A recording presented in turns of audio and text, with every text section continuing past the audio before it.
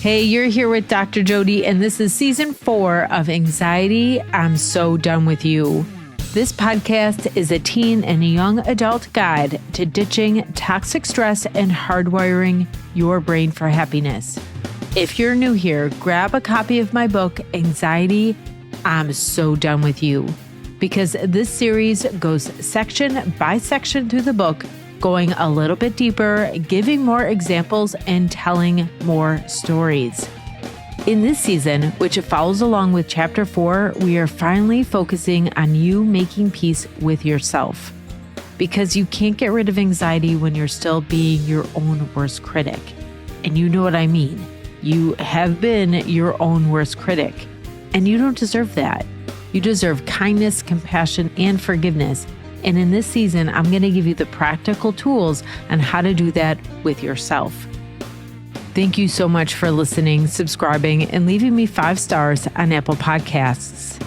Please spread the word about this book and series because mental health problems have dire consequences that cause more and more pain to young people, their families, and their communities. And I need you to help me turn the tide by sharing these tips for embracing self-love. Hey, it's Dr. Jodi here. Welcome to this episode, which accompanies Chapter 4, Section 7, Embrace Compassion. We're finishing up Chapter 4, My Time to Shine. It's on connecting with and making peace with yourself. And today we're going to talk about why you need compassion, how to give yourself compassion, and how, when you do that, you mitigate or decrease your negative feelings. While compassion has been a constant theme this whole series, it begs for its very own section of the book. It is that important. Compassion and self-compassion are essential to emotional healing and overall well-being. I promise it's the most important, easy thing that you could learn to keep yourself feeling good. Because people want to matter. Mattering is a term introduced to the field of psychology by Morris Rosenberg and Claire McCullough in the 1980s. Mattering means knowing that you have value and that other people see your worth, and also that you see value in others. They write, to believe that the other person cares about what you want, think, and do, or is concerned with your fate is to matter. This is the thing. Anytime you're hurt, there's a devaluing of something precious to you, about yourself or an extension of you. For example, if someone no-shows a plan that they made with you, a lot of feelings arise. Of course they do. You might feel sad because it had felt nice that they wanted to spend time with you. You might feel angry because they didn't respect you enough to cancel or reschedule ahead of time. Or you could feel hurt that they disregarded your time and effort to get to that prearranged meeting spot. You may be totally confused about how they feel about you because that experience made you feel unvalued. Again, I'm giving a simple scenario here as an example so I don't trigger any of you with something more serious. Still, being no-showed by a friend or a romantic interest is relatable. It has happened to all of us and it feels really crappy. Anyhow, you get the concept and can use this understanding to think about other ways people have hurt you. You hurt because someone has made you or something or someone that you love feel devalued. Understanding this points to what you need to do to feel better, to be given value again. There are many ways to feel presently valued, such as feeling appreciated, getting thanked for something you did, being noticed, acknowledged, published, picked, celebrated, touched, hugged, held, given compassion, feeling wanted or needed, having a purpose, and receiving compliments. And that's just to name a few things. Mattering is particularly relevant to adolescents and young adults because developmentally, they are in the process of discovering who they are.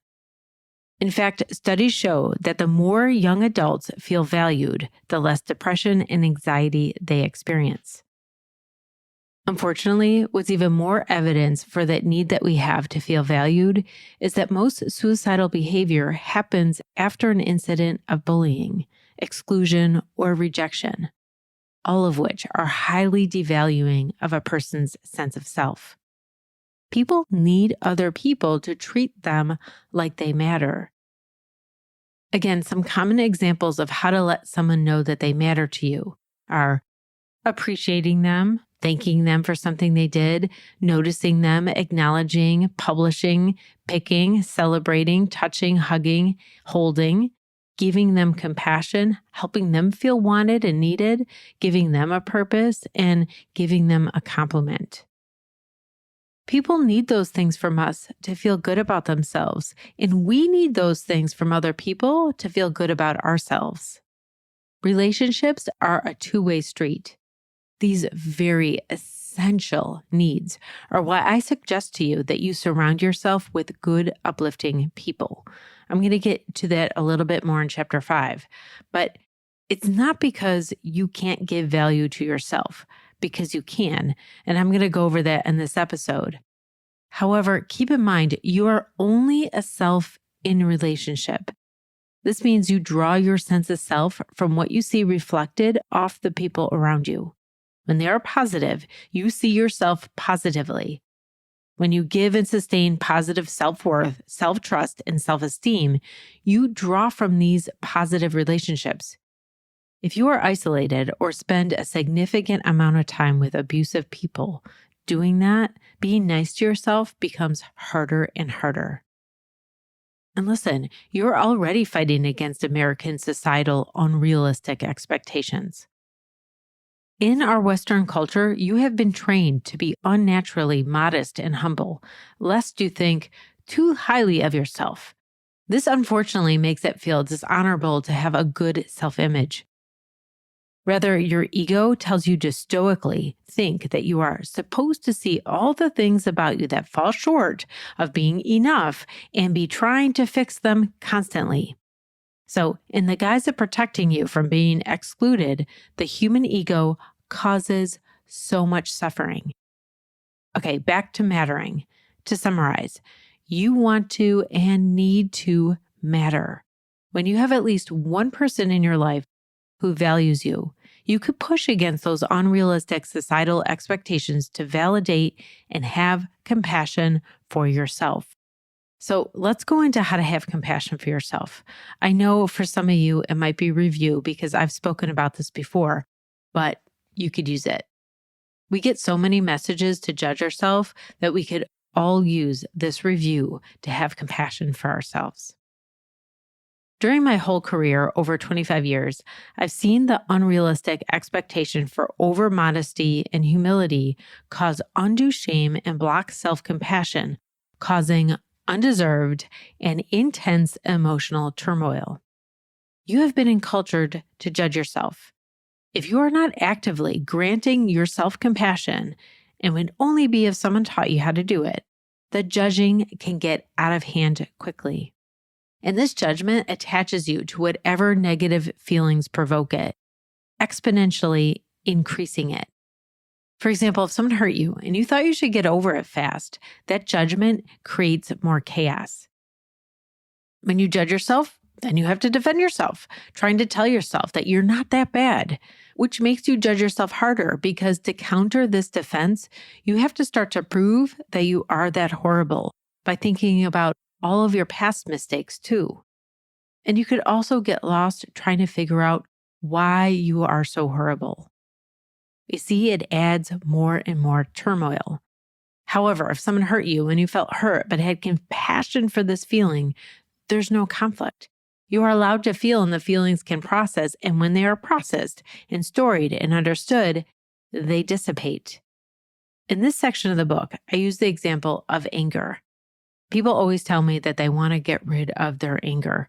They hate it, are embarrassed by it, scared it will make them lose out on things or make people leave them, and they are ashamed of their anger. Never mind that most of the things that make us angry would make anyone angry. Because we get angry when something that we care about and value and is precious to us gets lost or threatened.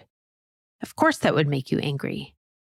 Also, when we get triggered by that loss or threat, we get angry because anger is so much easier to feel than loss or hurt.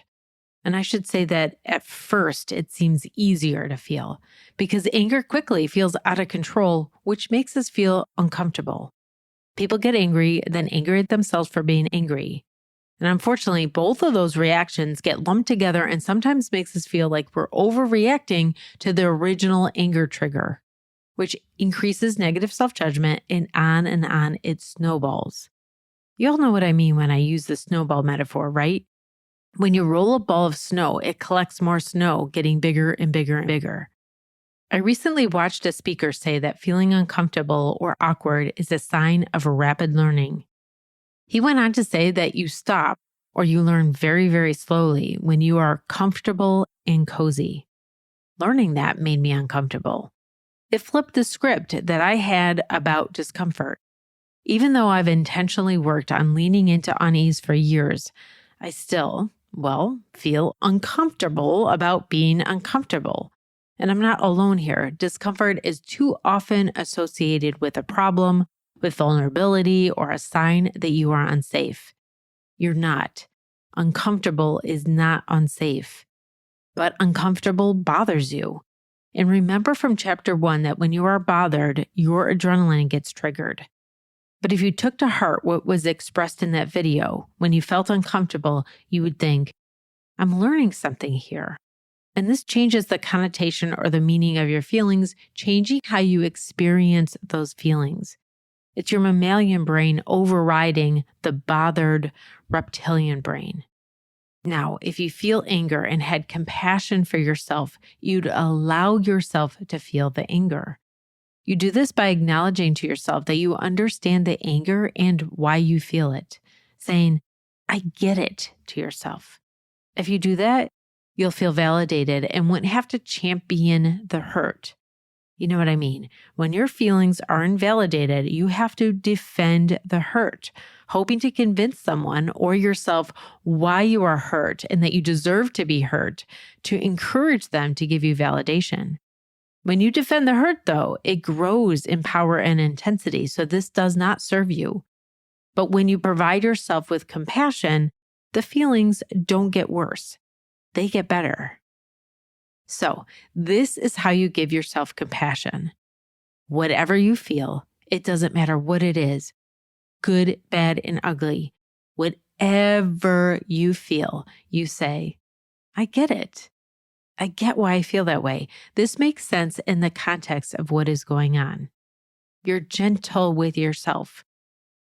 And there's a nonverbal feeling that also goes along with this. And if I were to describe it, it feels like you're giving yourself a hug, like you're holding yourself. When people experience trauma, they have a sense of being unheld or abandoned. Sometimes that's attached to a person, like a particular person abandoned you. Other times, it's a general sense that you are alone and vulnerable during the experience that overwhelms your senses. Anxiety, unworthiness, and depression can also be described as feeling untethered. And so, holding yourself is a remedy. Feeling held roots you back into connectedness, and this holding feels like you're being seen, accepted, and that you matter, which robustifies your sense of self and gives you the strength to move forward. That is the magic of self-compassion. It's actually amazing. Although it's free and easy to practice, it creates greater physical, emotional, mental, and spiritual impact than anything else you could do this readily, in a way we so desperately need in our world. I'm going to leave it here for this episode because I want you to think about what I said. In fact, this is one of those episodes that you may want to listen to again. And that wraps chapter 4, My Time to Shine.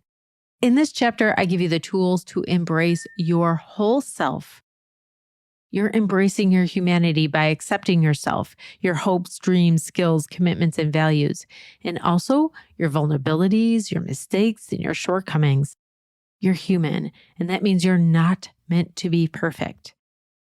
We usually have it the wrong way around, thinking that perfect opens your access to your hopes and desires.